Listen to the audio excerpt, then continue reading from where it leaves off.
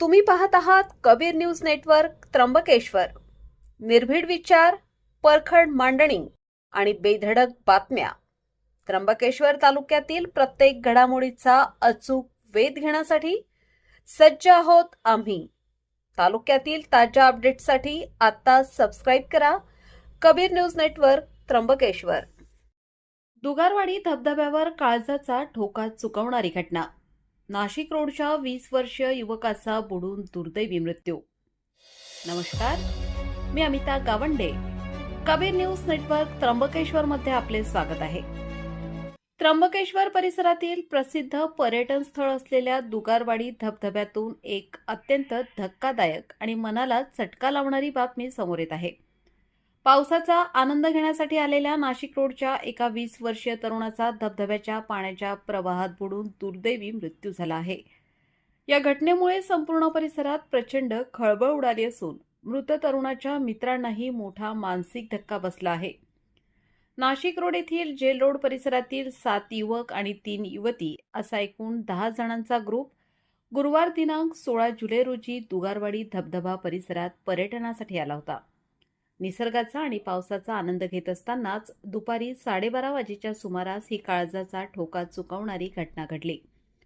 धबधब्याच्या पाण्याच्या प्रवाहात अभिजित नवनाथ पवार वय वर्ष 20 या तरुणाला पाण्याचा अंदाज आला नाही आणि तो अचानक खोल पाण्यात बुडाला. त्याच्या सोबत असलेल्या मित्रांची एकच धावपळ उडाली. त्यांनी तात्काळ वर पळत येत तेथील वनविभागाच्या कर्मचाऱ्यांना या घटनेची माहिती दिली. घटनेची माहिती मिळताच त्र्यंबकेश्वर पोलीस ठाण्याचे पोलीस शिपाई कुणाल मोरे यांनी क्षणाचाही विलंब न लावता तातडीने घटनास्थळी धाव घेतली. त्यांनी अभिजितला पाण्यातून बाहेर काढून प्रथमोपचार म्हणून CPR देऊन त्याचे प्राण वाचवण्याचा शर्थीचा प्रयत्न केला. त्यानंतर त्यांनी देवदूतासारखं धावत जाऊन अभिजितला स्वतःच्या खांद्यावर उचलून वर आणले आणि एका खासगी वाहनाने तात्काळ त्र्यंबकेश्वर उपजिल्हा रुग्णालयात दाखल केले. मात्र दुर्दैवाने तेथील वैद्यकीय अधिकारी डॉक्टर अभिजित नाईक यांनी त्याला तपासून मृत घोषित केले. हा भीषण अपघात डोळ्यांसमोर घडल्यामुळे अभिजितच्या सोबत असलेल्या मित्रांना तीव्र मानसिक धक्का बसला. यातील प्रणव अविनाश खेरे वय 24 वर्ष, जय राजेश सोने वय 20 वर्ष आणि रितेश अविनाश खेरे वय 24 वर्ष या तिघांची तब्येत खालावल्याने त्यांना तातडीने उपजिल्हा रुग्णालयात दाखल करण्यात आले. तेथे डॉक्टर गणेश शिंदे आणि परिचारिका पायल पडवळ यांनी त्यांच्यावर प्राथमिक उपचार केले. डॉक्टर गणेश शिंदे यांनी त्यांची प्रकृती स्थिर असून त्यांना डिस्चार्ज देणार असल्याचे सांगितले.